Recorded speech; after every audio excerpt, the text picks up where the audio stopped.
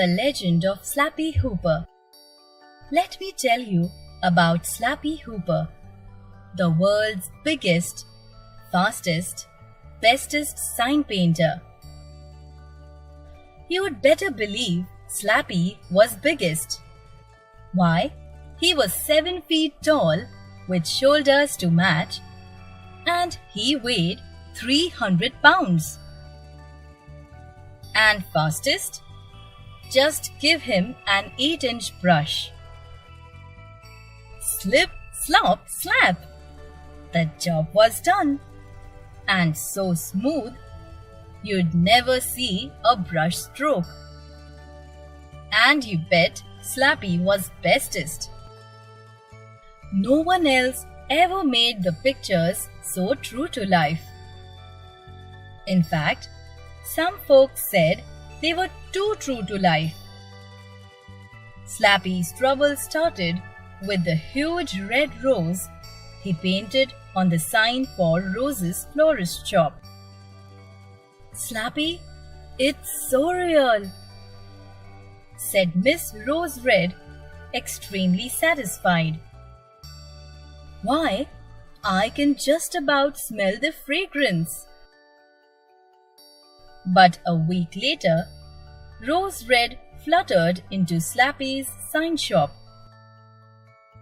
"Slappy, that sign of yours was too good. The bees swarmed all over that rose, trying to get in. They scared away all my customers. That was bad enough, but now the rose has withered and died. No one buys from a florist with a withered flower on her sign," said Rose Red. "That's the last thing you will paint for me, Slappy Hooper." The story got around, but most folks just laughed, and they still wanted Slappy to do their signs. His next job was to paint a billboard for the Eagle Messenger Service. Slappy painted an eagle 3 times larger than life. "Amazing," said Mr. Baldwin Eagle. "It's so real. I could swear I saw it blink." "Wait a minute. I did see it blink." Then the bird flapped its wings and flew right off the billboard. "That sign was too good," said Mr. Eagle. "That's the last time you'll work for me, Slappy Hooper." Folks were getting scared to hire Slappy. But at last, he got a job from the Sunshine Travel Agency. The billboard was to show a man and woman on a beach, toasting under a hot sun. Slappy painted it the day after a big snowstorm. "Wonderful," said Mr. Ray Sunshine. "Why, that sun makes me feel hot. And look, the snow on the sidewalk is melting." But a couple of days later, Slappy got a call. "Slappy, your sign is too good. Get down here right away." When Slappy arrived, he saw that the sidewalk and street in front of the billboard were covered with beach chairs. People sat around in swimsuits and sunglasses, sipping lemonade and splashing suntan lotion. "They are blocking traffic and the mayor blames me," said Mr. Sunshine. "Besides, they won't need my travel agency if they take their vacations here. You've got to do something, Slappy." So Slappy painted the sun on the billboard much hotter. Before long, the crowd was sweating buckets and complaining of sunburn. Then everyone packed up and left. "Good work, Slappy," said Mr. Sunshine. Then he gasped, "Look at that! The man and woman on the billboard were walking off too." Mr. Sunshine cried.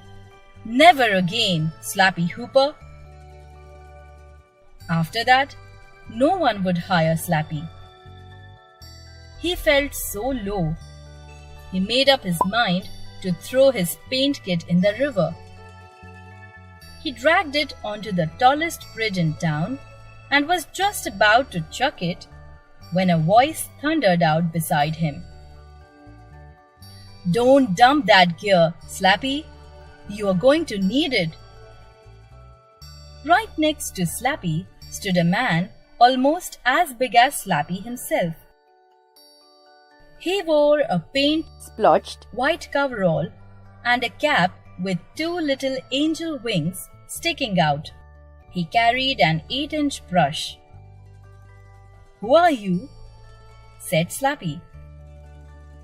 "I'm Michael from the Heavenly Sign Company," thundered the man. "The boss has had an eye on you for some time, Slappy, and he likes your work.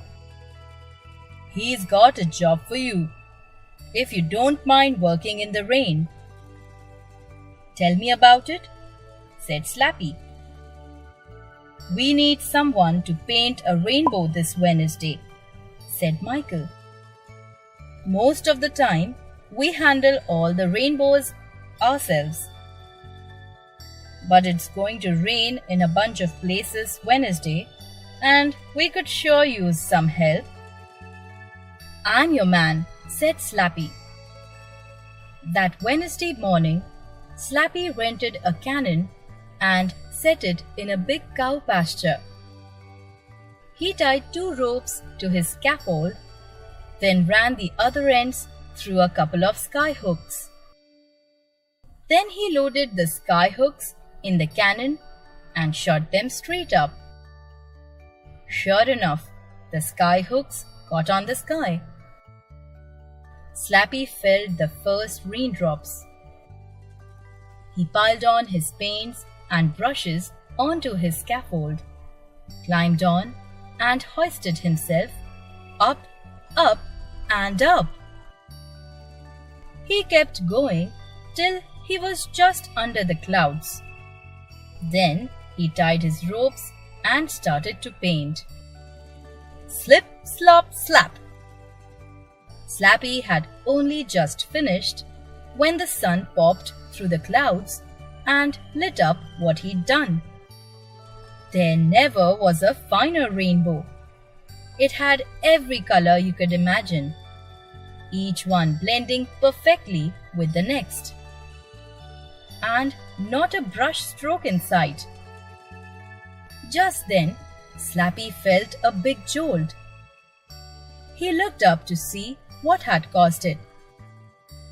The sun had run smack into his skyhooks. Slappy shut his eyes and waited for the long drop to the ground. But it never came. When Slappy looked again, he saw why. His hooks had caught on the sun itself, and the sun was pulling his rig across the sky. Now, another sign painter might have been frightened. But not Slappy Hooper. He was enjoying the ride. He'd covered a good distance when Michael appeared on the scaffold beside him. "The boss liked your rainbow, Slappy," thundered Michael. "You mean it wasn't too good?" said Slappy. "If it isn't too good, it's not good enough," said Michael. "That's how we figure. Anyhow, now that you're here, the boss has another job for you, if you don't mind working odd hours." "Tell me about it," said Slappy. "It's the sunrise and sunset," said Michael.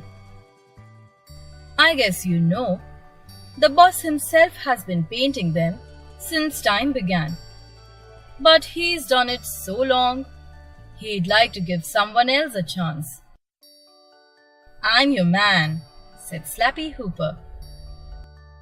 "Slappy's been up there ever since. Of course, you can't see him with the sun so bright, but he's there all the same. Night and day, the sun pulls Slappy and his rig around the world. And every time Slappy comes to a horizon, he reaches up with his 8-inch brush. Slip, slop, slap.